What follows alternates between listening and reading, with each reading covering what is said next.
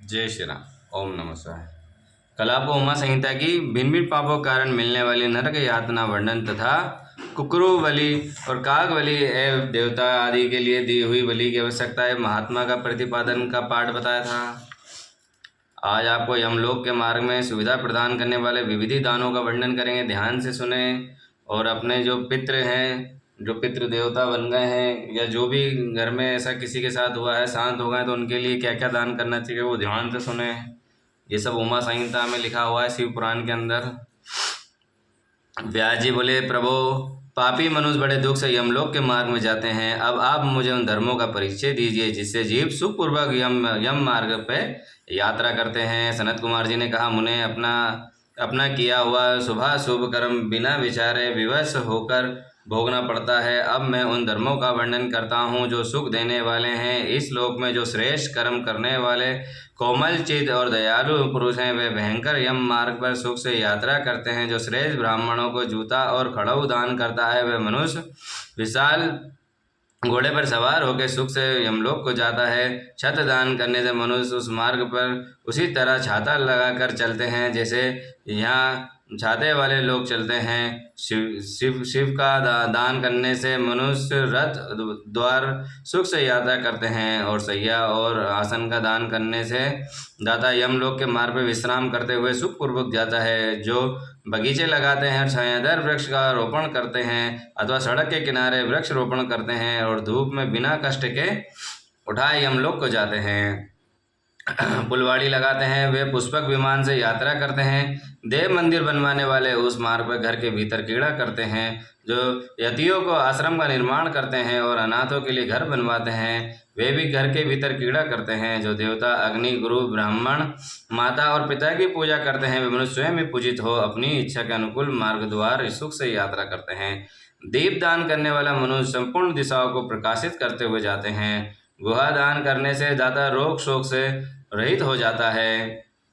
गृह दान करने से दाता रोग शोक से मुक्त हो जाता है, सुखपूर्वक यात्रा करते हैं। गुरुजनों की सेवा करने वाला मानव विश्राम करते जाते हैं। बाजा देने वाले उसी तरह सुख से यात्रा करते हैं मानो अपने घर जा रहे हों। गोदान करने वाले लोग संपूर्ण मनोवांछित वस्तुओं को भरे पूरे मार्ग द्वारा जाते हैं। मनुष्य उस मार्ग पर यमलोक में दिए हुए अन्न पान को ही पाता है। किसी के पैर धोने से जल देता है, ऐसे मार्ग से जाता है जहाँ जल की सुविधा हो। और जो आदरणीय पुरुषों के पैरों में उपटन लगाता है, वह घोड़ों की पीठ पर यात्रा करता है। व्याजी जो पग अभ्यंग अंग रांग दीप अन्न और घर दान करता है, उसके पास यमराज कभी नहीं जाते। स्वर्ण रत्न का दान करने से मनुष्य दुर्गम संकटों को स्थान लांघता हुआ जाता है। चांदी की गाड़ी ढोने वाले बेल और फूलों की माला दान करने से दाता सुखपूर्वक यमलोक में जाता है।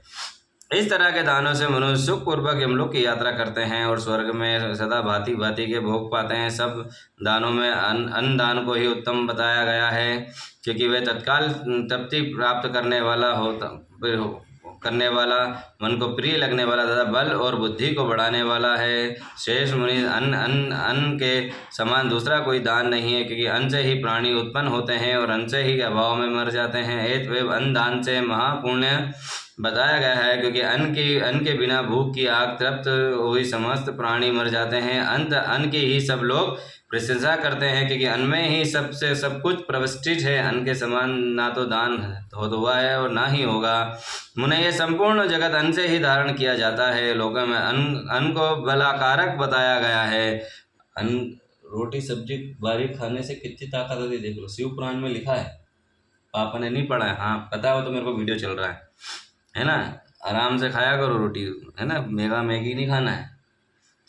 क्योंकि अन्न ही प्राणी प्रतिष्ठ है। प्राप्त हुए अन्न की कभी निंदा ना करें। और देखो कभी भी अन्न को ये नहीं बोलना मैं ये नहीं खाऊंगा, देखो लिखा है उसमें, ठीक है।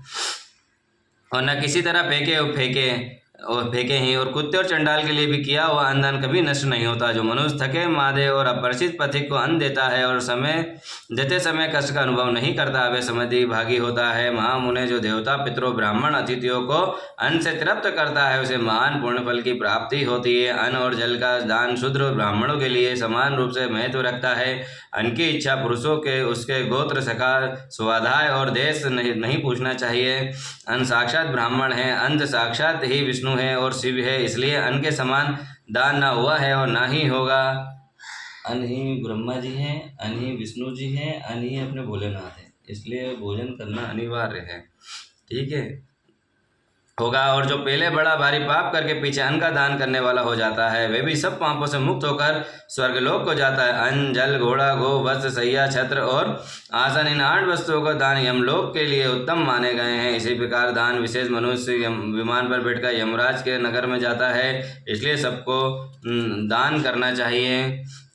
महामुने जो इस प्रसंग को सुनता है अथवा श्राद्ध में ब्राह्मणों को सुनाता है, वे पितृ को अक्षय दान प्राप्त होता है। बोलो उमापति महादेव की जय, कालो काल महाकाल की जय। आगे की कथा भी इसी में सुन लो भैया। जलदान, जलाशय निर्माण, वृक्ष रोपण, सत्य भाषण और तप की महिमा। सनत कुमार जी कहते हैं, व्यास जी, जलदान सबसे श्रेष्ठ है, वे सब दानों में सदा उत्तम है, क्योंकि जल सभी जीवदायक समुदाय को तृप्त करने वाला जीवन कहा गया है, इसलिए बड़े स्नेह के साथ। ये देखो, ये है हमारी शिप्रा नगरी, है ना। यहाँ पे यही होता है, रोज लाइट जाती है। कल भी आपने देखा होगा लाइट चली गई थी।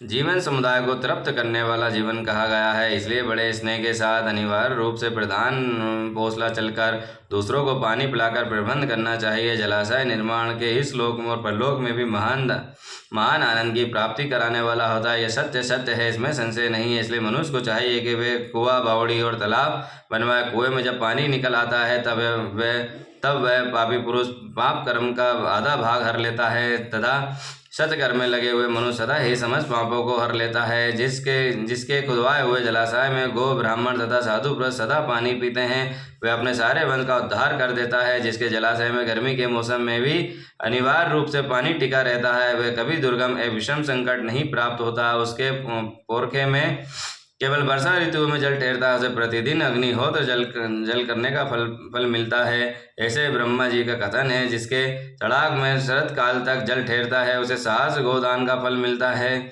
इसमें संशय नहीं है। जिसके तालाब में हेमंत और शिशिर ऋतु के पानी मौजूद रहता है, वह समस्त बहुत सी स्वर्ग मुद्रा को दक्षिणा से युक्त यज्ञ का फल प्राप्त करता है।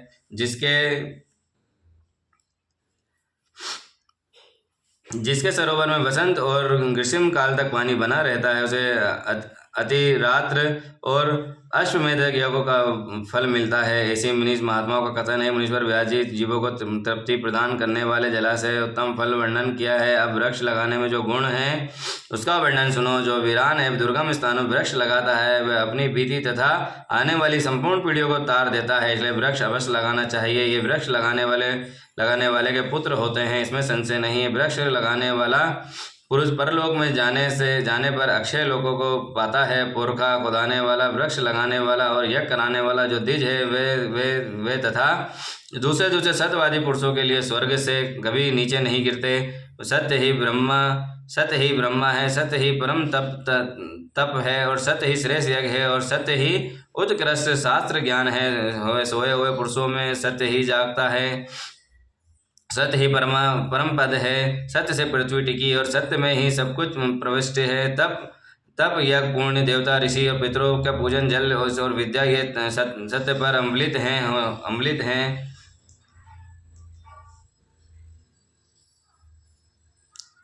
हैं। ये सबका आधार सत्य ही है। यज्ञ, तप, दान, मंत्र और सरस्वती देवी तथा ब्रह्मचार्य, ओंकार भी सत्य रूपी है। सत्य से वायु चलती है, सत्य से ही सूर्य तपता है, सत्य से ही आग जलती है और सत्य से ही स्वर्ग टिका हुआ है। लोकों में संपूर्ण वेदों का पालन तथा संपूर्ण तीरों का स्नान सत्य से सुलभ हो जाता है। सत्य से ही सब कुछ प्राप्त होता है, इसमें संशय नहीं है। एक सास अश्वमेध यज्ञ और लाखों यज्ञ और एक और तराजू पर रखे जाए, दूसरी ओर सत्य का ही पल्ला भारी होता है। देवता, पितर, मनुष्य, नाग, राक्षस तथा चराचर प्राणियों समस्त लोक और सत्य से ही प्रसन्न होते हैं। सत्य को परम धर्म कहा गया है, सत्य को ही परम पद बताया गया है, सत्य को ही पर ब्रह्मा परमात्मा कहते हैं, इसलिए सदा सत्य बोलना चाहिए। सत्यनारायण मुनि अत्यंत अत्यंत दुष्कर तप करके स्वर्ग को प्राप्त हुए थे तथा सत्य धर्म में अनुरक्त रहने वाले सिद्ध पुरुष भी सत्य से ही स्वर्ग निवासी हुए। अंत सदा सत्य बोलना चाहिए। सत्य से बढ़कर दूसरा कोई धर्म नहीं है। सत्य रूपी तीर्थ अगाध विशाल सिद्ध एवं पवित्र जलाशय और उसमें योग युक्त होकर मन के द्वारा स्नान करने चाहिए। सत्य को परम पद कहा गया है। जो मनुष्य अपने लिए तथा दूसरों के लिए अथवा अपने बेटे के लिए भी कभी झूठ नहीं बोलते, वे ही सर्वगामी होते हैं। वेद यज्ञ तथा मंत्र ये ब्राह्मणों में सदा निवास करते हैं, बंधु असत्यवादी ब्राह्मणों में इनकी प्रवृत्ति नहीं होती। अंत सदा सत्य बोलना चाहिए। तंत्र तप की बड़ी महिमा बताते हुए सनत कुमार जी ने कहा, मुने संसार में ऐसी कोई सुख नहीं है जो तपस्या के बिना सुलभ होता हो और तप से ही सारा सुख मिलता है। इसी बात को वेद वेता पुरुष जानते हैं। ज्ञान विज्ञान आरोग्य सुंदर रूप सौभाग्य तथा ससावत सुख तप से ही प्राप्त होते हैं। तपस्या ही ब्रह्मा है। बिना परिश्रम के ही संपूर्ण विश्व को सृष्टि करते हैं। तपस्या से ही विष्णु इसका पालन करते हैं और तपस्या के बल से ही रुद्रदेव संहार करते हैं तथा तप के प्रभाव से शेष अवैध भूमंडलों को सिर पे धारण करते हैं। बोलो उमापति महादेव की जय, कालो काल महाकाल की जय। जय श्री राम। ओम नमः शिवाय।